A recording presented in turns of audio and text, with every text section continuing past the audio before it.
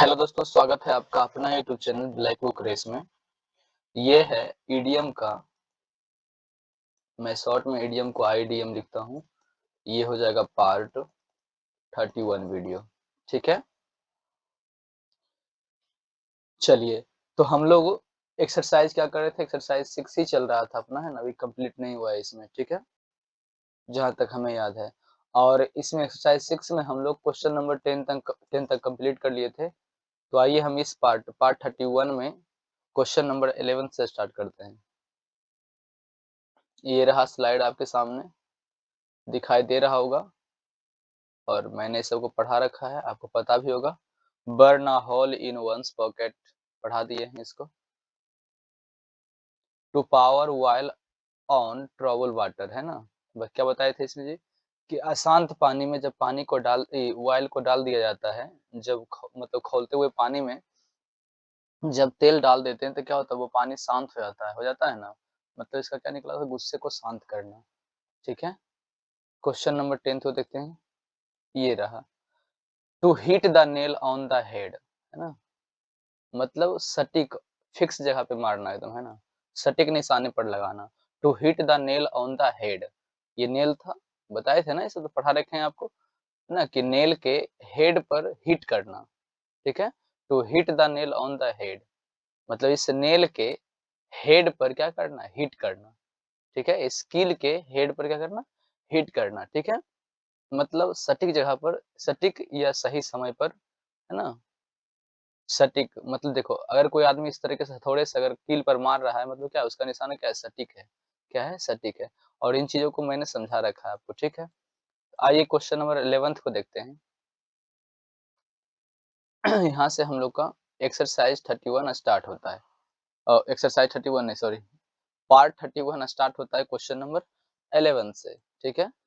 लिखता है keep an one house, sorry, keep an open house. Keep मतलब क्या होता है जी, रखना होता है। एन मीन्स क्या होता है, एक होता है। ओपन मतलब क्या होता है, खुला होता है। और हाउस मतलब क्या होता है, घर होता है, ठीक है। मतलब एक ओपन हाउस रखना, है ना, एक ओपन हाउस रखना, मतलब कहता है ना कि आपके लिए हमारा घर एकदम खुला हुआ है, आप जब चाहें आ सकते हैं, मतलब मोस्ट वेलकम, वेलकम ऑल, है ना, वेलकम्स ऑल मेंबर। अर्थ क्या निकला इसका, वेलकम ऑल मेंबर्स, है ना, यानी कि सभी का स्वागत है, ऐसा कुछ।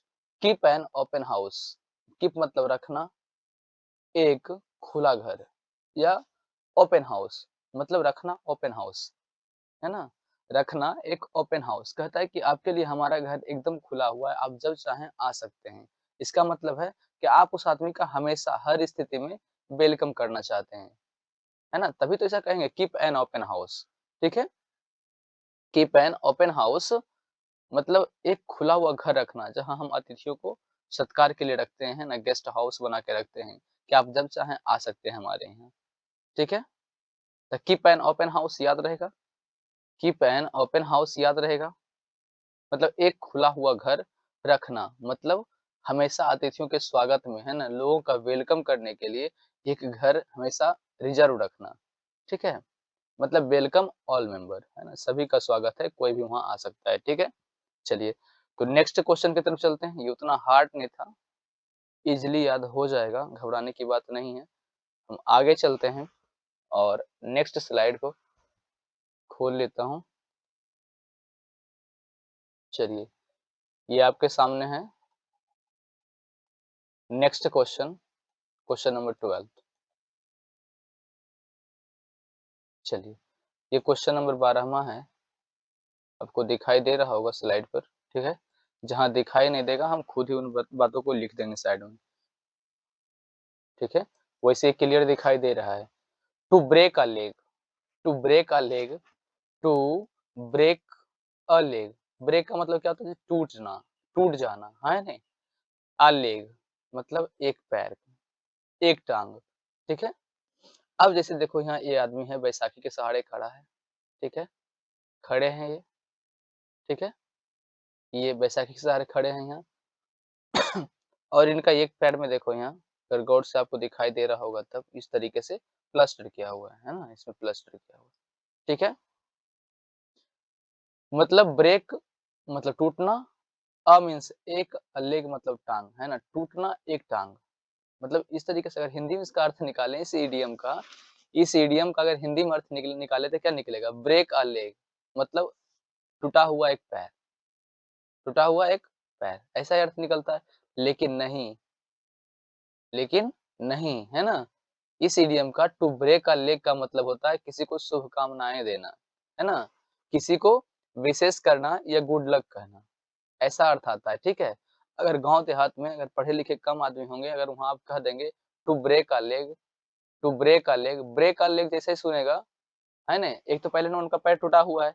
मान लो एक गाँव में, कोई भी गाँव में, ठीक है? लोग पढ़े-लिखे कम थोड़ा होते हैं। अगर आप वहाँ पर जाओ और किसी आदमी का पैर टूटा हुआ है, अगर कह देते हैं टू ब्रेक अ लेग, तो वो समझ जाएगा कि ये मनाता है कि है ना कि पैर हमारा टूटा हुआ रहे, टूट जाए, है नहीं? ठीक है? जबकि इसका अर्थ ये नहीं निकलता है कि हम अगले को दिखा रहे हैं, अगले को ये कह रहे हैं कि तुम्हारा पैर टूटा तो भले टूटा, ऐसा नहीं। बल्कि इसका इडियम में एक अलग अर्थ निकल के आता है। क्या अर्थ निकल के आता है? गुड लक या बेस्ट विशेस, है ना? किसी को, है ना, अच्छे होने की शुभकामनाएँ देना, ठीक है? तो टू ब्रेक अ लेग, है ना? ये सब इडियम जो है थोड़ा-सा अच्छे से यूज़ करेंगे। ऐसा नहीं कि है ना महँगा पड़ जाए यूज़ करना, ठीक है? तो ये to break a leg means क्या हो गया?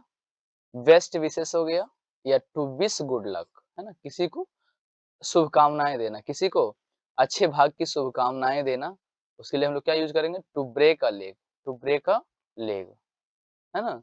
जब किसी का पैर टूट जाता है तो आप वहाँ कह सकते हो, किसी के साथ मतलब अनहोनी हो गई हो, तो वहाँ आप कह सकते हो टू ब्रेक अ लेग। ऐसा नहीं कि पैर टूटा तो ही, कुछ भी हुआ तो वहाँ कह सकते हैं टू ब्रेक अ लेग, ठीक है? भले लोग इसको गलत समझ लें तो एक अलग बात है, लेकिन इसका अर्थ क्या निकलता है? बेस्ट विशेस या टू विश गुड लक, ठीक है? चलिए नेक्स्ट क्वेश्चन को देखते हैं। मैं चीज़ों को रिपीट बार-बार इसलिए करता हूँ कि ताकि आपको हमेशा याद रहे, ठीक है? क्वेश्चन नंबर 13 को देख लेते हैं। Have something up one's sleeve. Sleeve समझते हैं? स्लीव का मतलब होता है जैसे कि अगर आप लड़के हैं तो शर्ट पहनते होंगे, तो शर्ट जो कलाई पर बंधा शर्ट जो होता है, जो कलाई से लग रहा होता है, वहाँ जो बटन लगी हुई होती है, अगर उस बटन को खोल लेते हैं, कलाई से जो है ना, कलाई पर लगाते हैं ना बटन जी, फुल शर्ट होता है हमारे पास, तो उस कलाई पर क्या करते हैं? बटन लगाते हैं। अगर बटन को खोल के जब उसमें को फ़ोल्ड करते हैं, क्या करते हैं? फ़ोल्ड करते हैं, मोड़ते हैं ऊपर की तरफ, होता है ना? कुछ लोग थोड़ा-सा मतलब उसको मोड़ के रखते हैं, कुछ लोग बटन को लगा के रखते हैं, ठीक है? जैसा कि इस चित्र में दिखाया गया है, यहाँ देख रहे होंगे आप, यहाँ समझ में आ रहा होगा, देखो भाई साहब इतना मोड़ रखे हैं ना शर्ट में, शर्ट को इसे इस तरीके से रोल कर रखे हैं, ठीक है? तो इस तरीके से करना ही क्या कहलाता है? स्लीव कहलाता है। स्लीव का मतलब होता है आस्तीन या बाजू होता है। स्लीव का मतलब आस्तीन या बाजू होता है, ठीक है? मतलब फुल शर्ट को इस तरीके से फ़ोल्ड करना ही क्या कहलाता है? स्लीव कहलाता है या आस्तीन या बाजू कहलाता है, ठीक है? स्लीव का मतलब आस्तीन या बाजू कह सकते हो, क्लियर? मतलब हैव समथिंग मतलब कुछ चीज़ों का होना अपने स्लीव में। वंस मतलब क्या होता है? अपना। वंस का मतलब देखिए इतना पढ़ने से ही मतलब इडियम का अर्थ निकल जाएगा देखिए। Have something up one's sleeve, है ना? आपको नहीं भी यहाँ पढ़े तो कोई दिक्कत नहीं है, सिर्फ इतना सा अर्थ निकल जाएगा। हैव समथिंग मतलब कुछ चीज़ों का होना, वन्स स्लीव, वन्स स्लीव मतलब अपना, वन्स मतलब क्या होता है? अपना होता है, मैंने बताया आप लोगों को, ठीक है? वन्स मतलब क्या होता है? अपना, स्लीव, स्लीव का मतलब क्या होता है? बाजू में, आस्तीन में, ठीक है? तो कुछ चीज़ों का होना अपनी बाजू में या आस्तीन में, ठीक है? अच्छा, अगर उस तरीके से जैसे क्या होता है, हम लोग एग्ज़ाम देने जाते हैं, जब 10th का एग्ज़ाम दिया करते थे, ठीक है? तो देखते थे बहुत सारे लड़के क्या करते थे, चोरी करने के लिए उस आस्तीन में, उस बाजू में 1-2 चीटा को घुसा लेते थे, ताकि एग्ज़ामिनर को पता ना चले और हम आसानी से चीज़ को अंदर लेके चले जाएँ, ठीक है? इसका मतलब यह है कि आप कुछ सीक्रेट रखना चाहते हैं, आप बातों को गुप्त रखना चाहते हैं। अगर मान देखिए ज़ाहिर-सी बात है, अगर कोई आदमी स्लीव में, आस्तीन में रोल करके कुछ चीज़ों को रख ले, तो अगला को पता चलेगा? नहीं चलेगा पता, है नहीं? मतलब आप चाहते हो कि देखिए सर्च करने के बाद पता चला लेगा, सर्च करने के बाद तो पता चल ही जाएगा, लेकिन ऐसे देखेगा, है ना? तो समझ में नहीं आएगा कि वो अपने मतलब कि आस्तीन में क्या रखे हुए हैं, ठीक है? मतलब हैव समथिंग वन्स स्लीव मतलब कुछ चीज़ों का रखना अपने स्लीव में। तो अपने स्लीव यानी कि आस्तीन में अगर कुछ चीज़ों को रखे हैं दबा करके, तो वो लोगों की नज़र से दूर है, लोगों की नज़र से दूर है अर्थात सीक्रेट है, ठीक है? देखो यहाँ कुछ लिखा है, इस कहानी को भी सुन के आप याद कर सकते हैं। जब हमें परीक्षा में नकल करनी होती है तो हम चीट, कारतूस, आस्तीन बाजू में छिपा कर ले जाते हैं। सही बात है नहीं? चीट तो दिखा के ले जाएँगे नहीं। तो अगर आप आस्तीन में बाजू में ले जाते हो तो शायद है ना एग्ज़ामिनर का नज़र नज़र वहाँ ना जाए, है नहीं? मतलब चाहते हैं कि उच वो चीज़ें क्या रहे, गुप्त रहें, ठीक है? The some have something up one sleeve, इसका अर्थ क्या निकल के आया? टू कीप अ प्लान और आइडिया सीक्रेट, यानी कि कुछ प्लान को या आइडिया को आप क्या रखना चाहते हैं? सीक्रेट रखना चाहते हैं, मतलब गुप्त रखना चाहते हैं। क्लियर? उम्मीद है कि आपको समझ में आ रहा होगा और आसानी से याद भी हो जाएगा। चलिए नेक्स्ट क्वेश्चन को देखेंगे, क्वेश्चन नंबर 14।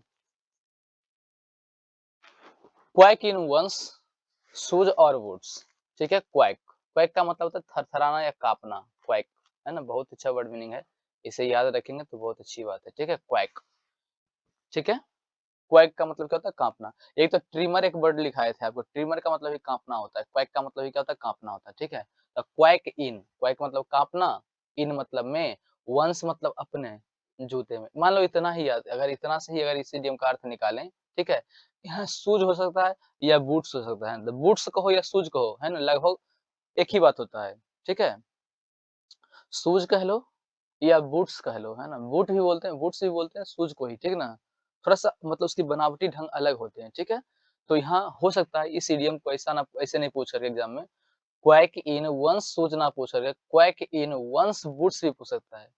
बात समझ रहे हैं ना? हम जो कहना चाह रहे हैं मतलब क्वैक इन ये तो इतना सेम ही रहेगा। ये वाला मैं समझाना चाहूँगा आपको।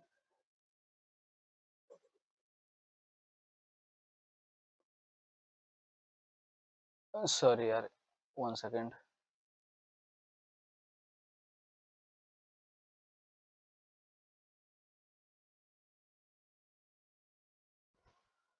अब ठीक है।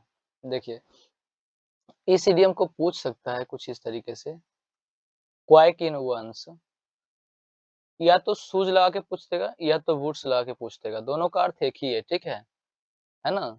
यानी शूज़ मीन्स जूता, बूट्स का मतलब भी जूता ही होता है, ठीक है ना? दोनों का अर्थ लगभग सेम ही होता है, ठीक है?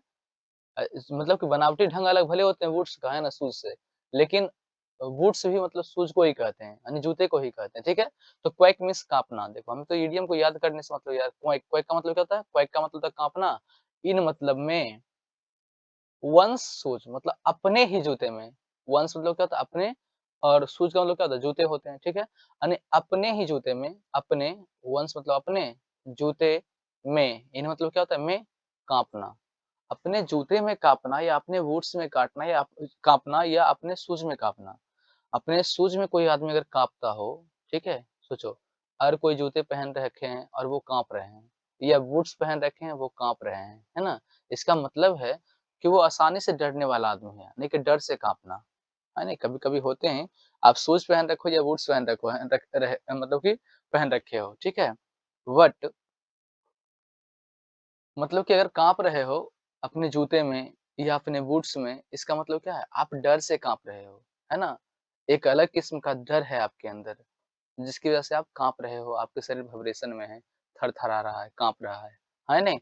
तो क्वैक इन वन शूज़ मतलब अपने ही जूते में काँपना, मतलब डर से काँपना, अपने ही बूट्स में काँपना मतलब डर से काँपना, ठीक है? तो याद रहेगा क्वैक इन वन शूज़ मतलब काँपना अपने जूते में, ठीक है? इसको अलग लिंक करने की कोई ज़रूरत ही नहीं है, ठीक है? क्वैक मीन्स काँपना, इन मतलब में, वन्स मतलब अपना, शूज़ मतलब जूता, यानी अपने जूते में काँपना, ठीक है? अपने जूते में काँपना, मतलब डर से काँपना। ट्रिम्बल विथ अप्रीहेंशन मतलब डर से काँपना, एक अलग किस्म का फ़ियर है इसके मन में, ठीक ना? मतलब देखो यहाँ कुछ कहानी भी यहाँ लिख लिख रखा है, देखो यहाँ पढ़ सकते हैं यहाँ। जब हम मंदिर में जाते हैं और वापस आते समय अगर अपने को यह शक हो जाता है कि हम अपने जूते एक आदमी नहीं, छोड़ दो ये कहानी को मत पढ़ो, ठीक है? बस इतना से याद हो जाएगा, ठीक है? ठीक है? इन कहानियों से मतलब नहीं है, बस इतना देखिए, इसी में सारा अर्थ इसी में दिया हुआ है, ठीक ना? हमको अलग से कुछ याद करने की ज़रूरत नहीं है इसमें। क्वैक इन वन शूज़ यानी अपने जूते में, ये तो अर्थ समझते होंगे अपने, वन्स मतलब अपने, शूज़ मतलब जूता, ठीक है? यानी अपने जूते में क्या होना, कांपना। अपने जूते में कांपना मतलब क्या है? अगर कोई आदमी अपने जूते में, जूते इसलिए पहनते हैं कांपने के लिए? नहीं, जूते पहनते हैं कहीं जाने के लिए, हाँ, है ना? किसी काम को सफल बनाने के लिए। लेकिन अगर आदमी कोई जूते पहन लेता है और फिर मतलब कि काँपता है अपने जूते में, है ना? तो इसका मतलब है कि वो उसके अंदर एक अलग किस्म का डर है, ठीक है? वो किसी भी कारण से डर हो सकता है। इसका अर्थ क्या निकला? डर से काँपना, डर से काँपना। नेक्स्ट क्वेश्चन को देख लेंगे हम। नेक्स्ट क्वेश्चन, क्वेश्चन नंबर 15 देखेंगे। On the horns of dilemma, है ना? डायलेमा। हॉर्न्स का मतलब क्या होता है? सिंग होता है। हॉर्न्स का मतलब क्या होता है? सिंग होता है ना? और डायलेमा का मतलब होता है दुविधा, है ना? यानी कि दुविधा वाली सिंह पर होना। ऑन मीन्स ऊपर या पर होता है ना, ठीक है? मतलब ऑन मतलब ऊपर, ऑन मीन्स ऊपर, हॉर्न्स का मतलब सिंह और डायलेमा का मतलब क्या होता है? दुविधा होता है ना? यानी दुविधा वाली सिंह पर होना, दुविधा वाली सिंह पर होना। तो देखो डायलेमा का मतलब ही होता है दुविधा। डायलेमा का मतलब क्या होता है? दुविधा, ठीक है? और दुविधा में होना मतलब कि दोनों तरफ से डर होता है, ठीक है? दोनों तरफ से देखो क्या है? On horns dilemma. On means पर या ऊपर, हंस का मतलब सिंह और डायलेमा का मतलब दुविधा, है ना? यानी कि दुविधा वाले सिंह पर होना। जैसे मतलब अगर बारहसिंघा आपको सिंह के ऊपर उठा ले तो आप दुविधा में पड़ जाएंगे, है ना? आप दुविधा में, है ना, उठा ले तो आप दुविधा में फंस जाओगे। सही बात है कि अगर मैं कूद गया तो हो सकता है कि मुझे कुछ और हो जाए, और अगर मैं बना रहा तो बारहसिंघा हमें मार देगा, है ना? मतलब दुविधा वाली कंडीशन में होना। दुविधा वाली कंडीशन हम कह सकते हैं कि एक तरफ खाई और एक तरफ लायन, ऐसे। मान लो एक तरफ ये खाई है, एक तरफ खाई है, ठीक है? पानी से भरा हुआ खचाखच है, ठीक है? और एक तरफ लायन है, ठीक है? ठीक है? एक तरफ ओशियन है, एक तरफ समुद्र है, एक तरफ लायन है, और मान लो बीच में आप हो, बीच में आप हो, ठीक है? तो आप कहाँ जाएँगे? अगर इधर जाएँगे तो लायन खा जाएगा आपको, ठीक है? और इधर जाएँगे तो समुद्र गहरा है, आप उसमें डूब के मर जाओगे। मतलब क्या है? दोनों कंडीशन में आप परेशान हो कि मैं जाऊँ तो कहाँ जाऊँ? इधर जाऊँगा तो लायन खा जाएगा, और इस तरफ चलेंगे तो समुद्र में डूब के मर जाएँगे, है ना? अगर तैरना नहीं आता है तो, ठीक है? इतना कहानी कहने का एक ही अर्थ है, एक ही पर्पस है कि चीज़ें आपको एकदम क्लियर हो जाए, एकदम माइंड में छप जाए, है ना? कि दोबारा इडियम कभी एग्ज़ाम में आ जाए तो एकदम, है ना, फराटेदार हम इसका आंसर कर सके, कोई दिक्कत नहीं हो, ठीक है? तो ऑन मतलब पर, हॉर्न्स का मतलब सिंह, ऑफ डायलेमा मतलब दुविधा वाली सिंह पर होना, दुविधा वाली सिंह पर होना, दुविधा वाली सिंह पर होना। बताया ना कि अगर बारहसिंघा आपको सिंह पर उठा लेता है, तो आप चाहोगे कि अगर कूद जाते हैं तो हो सकता है कि मुझे कुछ हो जाए, और अगर मैं बना हुआ रहता हूँ इसके सिंग पर तो हो सकता है ये भोग के हमें मार देगा, है नहीं? हाँ, अगर बारहसिंघा के सिंग पर अगर बने रहेंगे, तो हो सकता है ये सिंग से घोंप के मार दे आपको। अगर नीचे कूद गए, तो ही परेशानी है। मतलब आप डिफ़िकल्ट सिचुएशन में हैं। इसका अर्थ क्या निकला? इन डिफ़िकल्ट सिचुएशन, है ना? यानी कि मुसीबत भरी सिचुएशन में होना। याद रहेगा आपको? On the horns of dilemma मतलब दुविधा वाली हॉर्न्स पर होना, है ना? दुविधा वाली सिंग पर होना, दुविधा वाली सिंग पर होना means in difficult situation.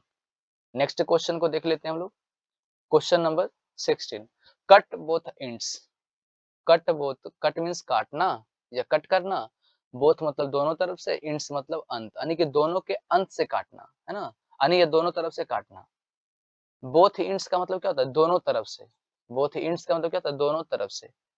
Cut means काटना, बोथ एंड्स मतलब दोनों तरफ से। जैसे देखो एक रस्सी है, कट करना है, बोथ एंड्स दोनों तरफ से। मान लो इधर से भी मैंने इतना कट कर लिया और इधर से भी मैंने इतना कट कर लिया। नहीं समझ में आया? देखिए फिर से बताते हैं। जैसे ये है, ठीक है? ये कोई रस्सी है, क्लियर? कहता है cut both ends, cut both ends. अब मान लो इतना इधर से काटना है, इधर से, मतलब दोनों तरफ से, है ना? दोनों अंतिम छोर से काटना है। कट बोथ एंड्स मतलब दोनों तरफ से काटना। मान लो इधर से इतना काट लिया, इधर से भी इतना काट लिया, ठीक है? मतलब दोनों तरफ से काटना, ये दोनों तरफ से सुलह करवा देना, दोनों तरफ से, दोनों पक्ष पक्ष से तर्क देना। Cut both ends. मान लो ये भाई साहब लड़ाई लड़ रहे थे, ये भाई साहब और ये भाई साहब है ना आपस में भिड़ गए, ठीक है? वो किसी भी कोई भी मैटर हो सकता है, ठीक है? कोई भी मैटर हो सकता है, ठीक है?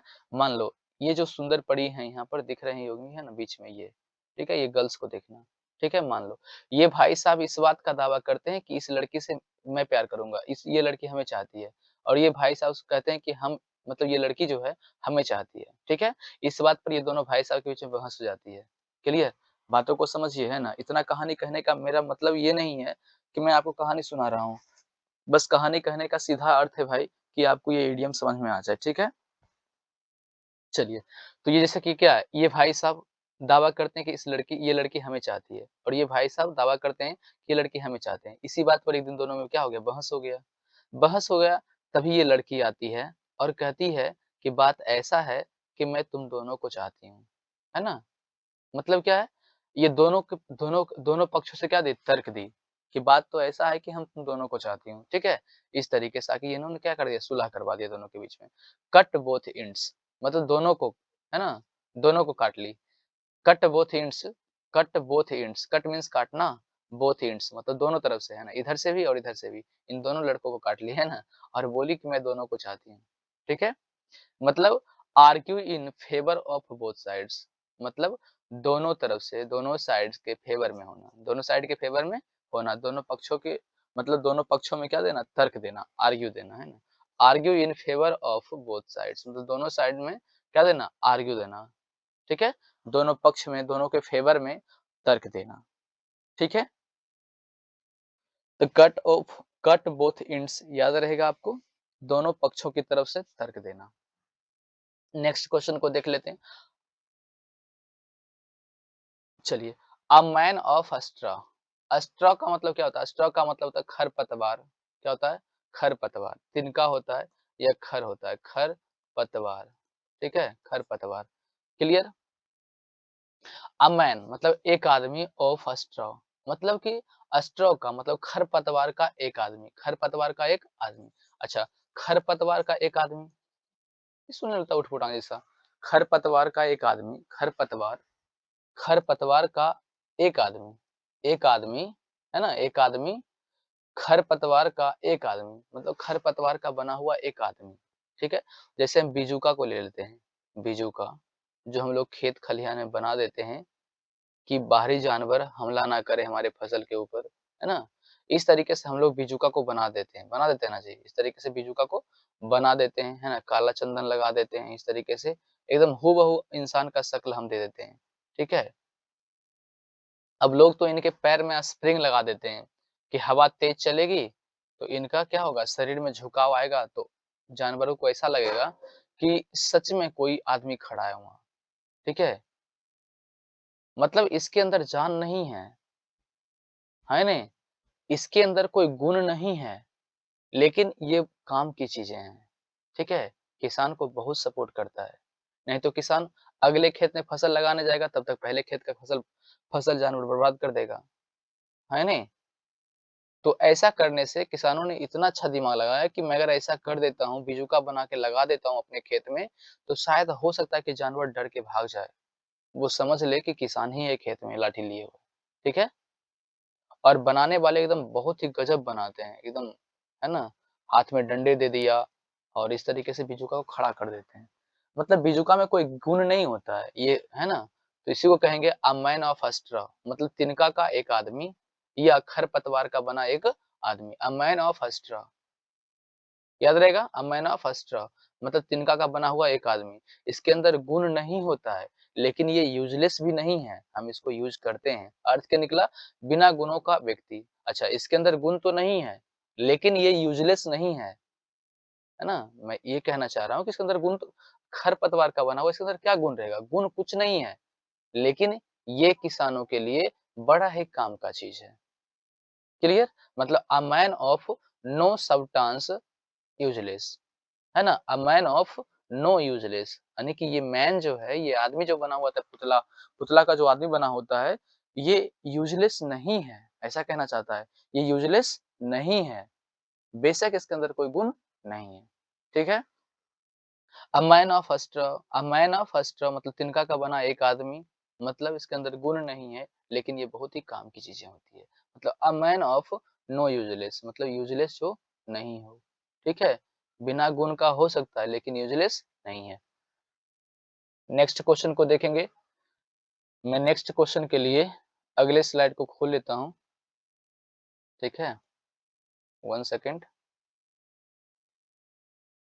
ये रहा आपका नेक्स्ट स्लाइड।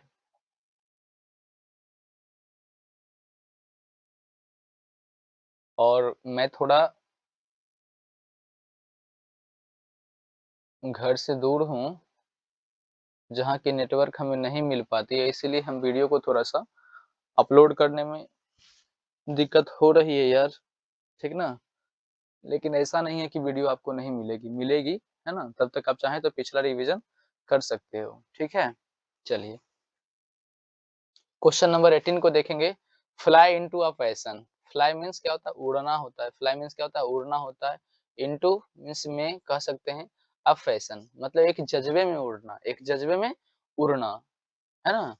एक जज़्बे में उड़ना, जुनून में उड़ना या हवा में उड़ना, ऐसा कुछ, है ना? अर्थ निकल रहा है। Fly into a passion, fly into a passion यानी कि जज़्बे में उड़ना, जज़्बे में उड़ना, है ना? या जुनून में उड़ना, जुनून में उड़ना। देखना इसका अर्थ क्या निकलता है। इसका अर्थ क्या निकलता है? Suddenly become very angry. अब मान लो, देखो यहाँ, ठीक है? फ्लाई मीन्स उड़ना, इंटू मतलब में, फैशन मतलब जज़्बा, पैशन मतलब जज़्बा, ठीक है? ठीक है?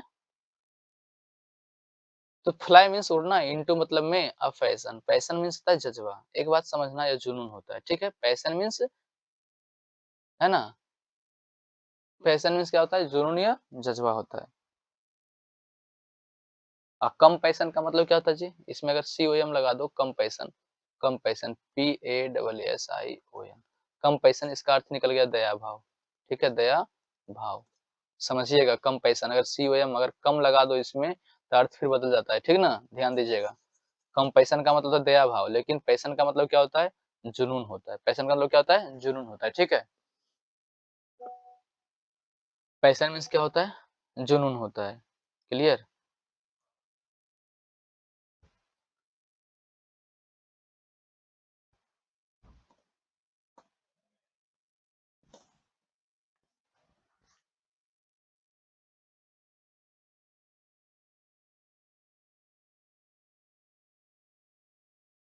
सॉरी यार, 1 सेकंड।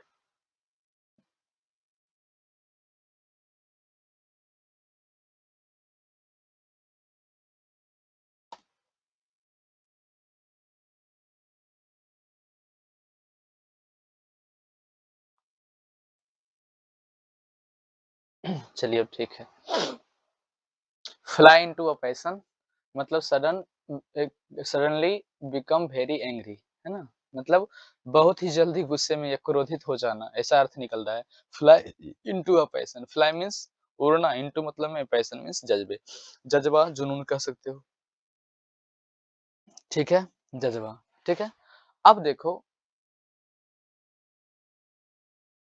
अब देखो जैसे कि ये लड़का, ठीक है? मैं गोला बना रहा हूँ, ठीक ना? ये लड़का, है ना? घर में खाने के दाने नहीं हैं, लेकिन ये क्या करता है? जज़्बे में उड़ता है ना? जुनूनियत मतलब अपना जुनून दिखाते रहता है, जज़्बा दिखाते रहता है ना? हवा में उड़ते रहता है ना? हवा में उड़ता रहता है ना? कि मैं यह कर लूँगा, वह कर लूँगा, ऐसे कर लूँगा, वैसे कर लूँगा, है ना? ये भाई साहब, ठीक है? और जब इसके पिता को पता चला, ये हैं फादर जी, है ना? पापा जी हैं ये इनके, ठीक है? इस बच्चे की, इस चाइल्ड का, ठीक है?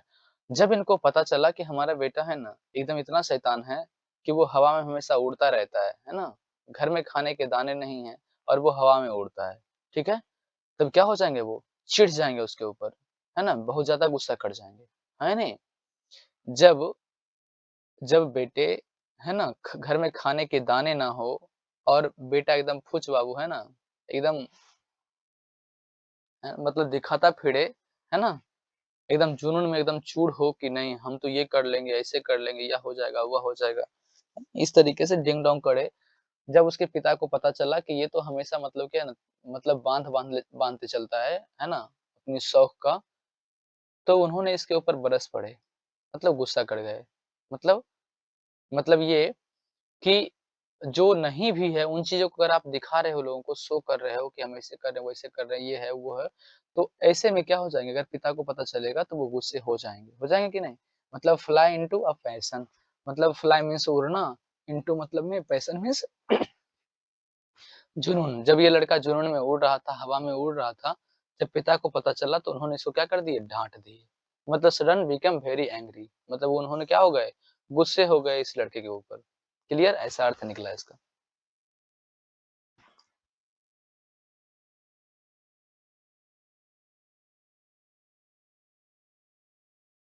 सॉरी यार। क्वेश्चन नंबर 19 को देखेंगे। 19 under cloud, under under means नीचे, अ क्लाउड मीन्स बादल। क्लाउड मीन्स क्या होता है, बादल।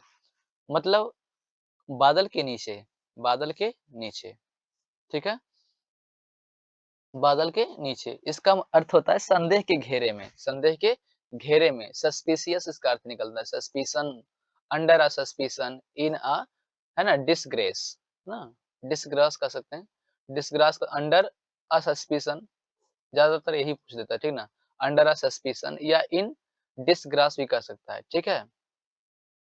तो अंडर अ क्लाउड का अर्थ निकलता है शक के घेरे में, संदेह का होना, शक का होना।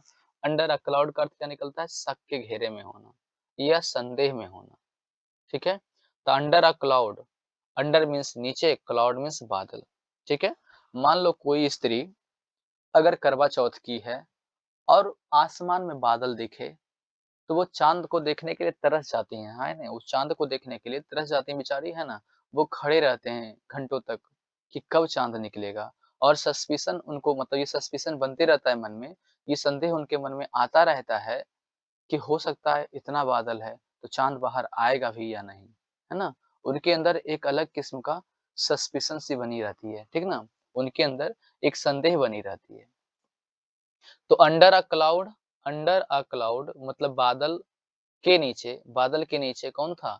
चाँद था, जिसको, है ना, देखने के लिए महिलाएँ क्या है, करवा चौथ के दिन मतलब खड़ा रहती हैं अपनी छत पर, अपनी दीवार पे जाकर खड़ा रहती हैं कि कब चाँद बाहर आए, और उन्हें ये शक होता रहता है कि देखो, अंडर अ क्लाउड, अंडर मतलब नीचे, अ क्लाउड मतलब क्लाउड के नीचे, बादल के नीचे चाँद चला गया है, तो बाहर कब आएगा? ये उनके अंदर क्या बना रहती है, सस्पिशन बनी रहती है, ठीक है?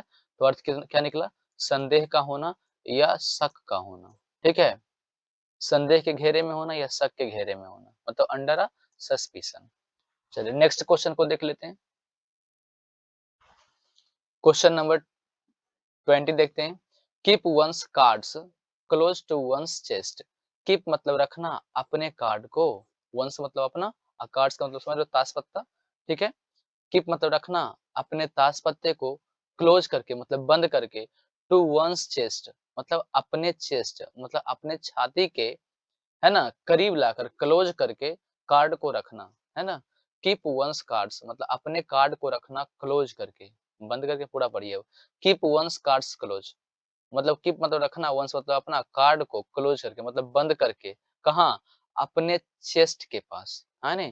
टू वंस चेस्ट मतलब अपने सीने से लगाकर, मतलब चेस्ट, जैसे ताश पत्ता अगर खेले होंगे आप लोग, तो बिल्कुल इस तरीके से रखते हैं आदमी, है ना। देखो कैसे रखे हुए भाई साहब, यहाँ दिखाई दे रहा होगा आपको, है ना, इस इमेज में आप देख रहे होंगे तो पता चल रहा होगा कि भाई साहब देखो अपने कार्ड को किस तरीके से अपने, है ना, चेस्ट के पास लाके रखे हुए हैं, ताकि अगले जो प्लेयर हैं उनको पता ना चले कि हमारे पास कौन से ऐसे पत्ते हैं जिससे हम इस बाजी को जीत जाएंगे, है ना। कहने का मतलब यह है कि ये छिपाना चाहते हैं, है ना, ये बातों को छिपाना चाहते हैं, वो जो कार्ड में रहस्य है उस बात को क्या कहते हैं, छिपाना चाह रहे हैं, ऐसा ही अर्थ निकलेगा ना। कीप वंस कार्ड्स, देखो जाहिर सी बात है आप भी ऐसा महसूस करो, अगर कार्ड खेलते होंगे तो अच्छे से समझ जाएंगे, और नहीं खेलते हैं तो भी समझ जाएंगे। कीप वंस कार्ड्स क्लोज मतलब अपने कार्ड को क्लोज करके रखना, वंस चेस्ट मतलब अपने चेस्ट के पास, है ना, अपने छाती के बिल्कुल करीब इस तरीके से कार्ड को रखे जाते हैं, है ना। मतलब कि अगले प्लेयर को पता ना चले कि हमारे पास कौन सी ताश है, कौन सी पत्ती है। क्लियर? मतलब वो चाहते हैं कि बातें रहस्य रहे, रहस्य का रहस्य ही रहे, वो बातें हिडन हो जाए, वो बातें, है ना, मतलब एकदम बिल्कुल सीक्रेट रहे, है ना, मतलब हमारे अलावा कोई ना जाने। इसलिए उस पत्ते को अपने चेस्ट के करीब रखते हैं, मतलब keep one's cards close to one's chest, मतलब किसी बात को छिपाना, है ना, बातों को सीक्रेट रखना। To keep one's plans, to keep one's plans, है ना, इंटेंशंस और tactics secret from other people, मतलब दूसरे लोगों से छिपा कर रखना, दूसरे लोगों से छिपा कर रखना, है ना, सीधा अर्थ निकलता है इसका सेक्रेट, है ना, सेक्रेट, बातों को गुप्त रखना, बातों को छिपा कर रखना, मतलब keep one's cards close to one's chest, याद रहेगा। चलिए, तो आज के लिए इतना ही, मिलते हैं नेक्स्ट क्लास में। वीडियो थोड़ा सा लॉन्ग हुई यार, इसके लिए सॉरी, है ना, लेकिन देखना जरूरी से, ठीक है। तो चलिए मिलते हैं नेक्स्ट क्लास में, तब तक के लिए जय हिंद।